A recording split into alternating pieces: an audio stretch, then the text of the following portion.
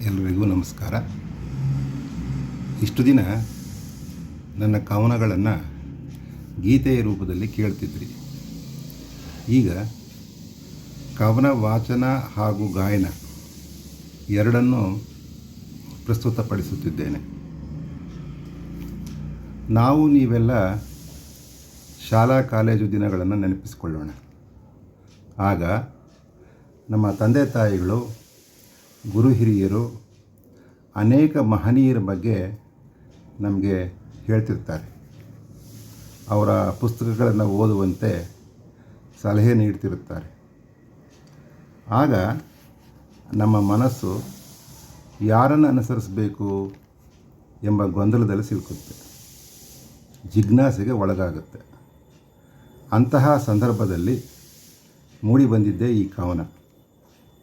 ಈಗ ಕವನ ಕೇಳೋಣ.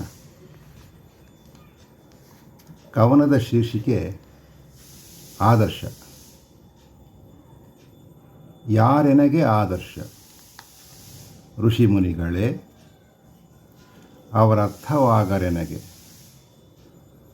ಧರ್ಮಾಧಿಕಾರಿಗಳೇ, ದಾರಿ ತೋರದ ಧ್ಯಾನದಲಿಹರು.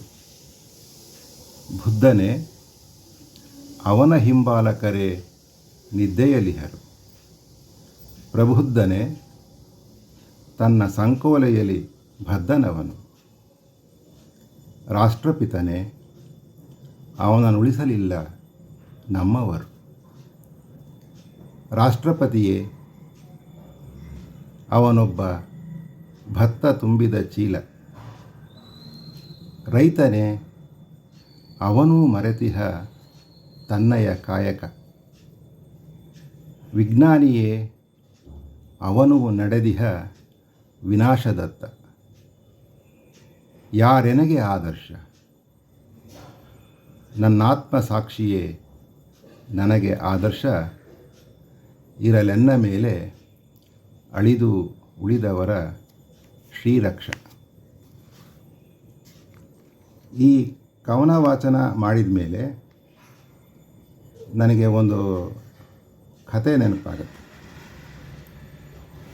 ಮಹಾಜ್ಞಾನಿ ಗೌತಮ ಬುದ್ಧ ತಮಗೆಲ್ಲ ಗೊತ್ತು. ಅವರ ಬಳಿ ಅನೇಕ ಜನ ಶಿಷ್ಯತ್ವಕ್ಕಾಗಿ ಬರುತ್ತಾಯಿದ್ರು. ಬುದ್ಧ ಅವರಿಗೆ ಒಂದು ಪ್ರಶ್ನೆ ಕೇಳ್ತಿದ್ದ. ನೀವು ಮುಂದೆ ಏನಾಗಬೇಕು ಅಂದ್ಕೊಂಡಿದ್ದೀರಿ ಅಂತ.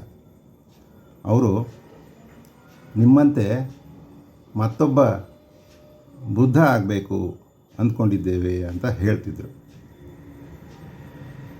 ಇವರಲ್ಲಿ ಅನುಕರಣೆ ಇದೆ, ತಮ್ಮತನ, ಸ್ವಂತಿಕೆ ಇಲ್ಲ ಎಂದು ಬುದ್ಧರಿಗೆ ನಿರಾಶೆ ಆಗ್ತಿತ್ತು. ಆದ್ದರಿಂದ ನಾವು ಎಷ್ಟೇ ಮಹನೀಯರ ಆದರ್ಶಗಳನ್ನು ಮೈಗೂಡಿಸಿಕೊಂಡರೂ ನಮ್ಮತನ ಉಳಿಸಿಕೊಳ್ಬೇಕು. ಈಗ ಕವನ ಗಾಯನ ಕೇಳೋಣ. ನಮಸ್ಕಾರ. ಯಾರೆನಗೆ ಆದರ್ಶ? ಯಾರು ಎನಗೆ ಆದರ್ಶ? ಋಷಿಮುನಿಗಳೇ, ಅವರರ್ಥವಾದರೆನಗೆ. ಧರ್ಮಾಧಿಕಾರಿಗಳೇ, ದಾರಿ ತೋರದ ಧ್ಯಾನದಲಿಹರು. ಬುದ್ಧನೇ, ಅವನ ಹಿಂಬಾಲಕರೇ ನಿದ್ದೆಯಲಿಹರು. ಪ್ರಬುದ್ಧನೇ, ತನ್ನ ಸಂಕೋಲೆಯಲ್ಲಿ ಬದ್ಧನವನು. ರಾಷ್ಟ್ರಪಿತನೇ, ಅವನನ್ನುಳಿಸಲಿಲ್ಲ ನಮ್ಮವರು. ರಾಷ್ಟ್ರಪತಿಯೇ, ಅವನೊಬ್ಬ ಭತ್ತ ತುಂಬಿದ ಚೀಲ. ರೈತನೇ, ಅವನು ಮರೆತಿಹ ತನ್ನಯ ಕಾಯಕ. ವಿಜ್ಞಾನಿಯೇ, ಅವನು ನಡೆದಿಹ ವಿನಾಶದತ್ತ.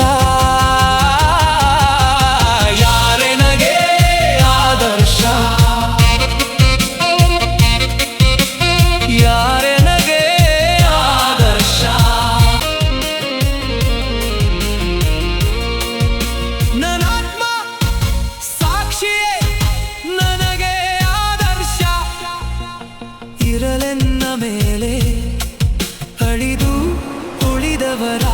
ಶ್ರೀರಕ್ಷಾ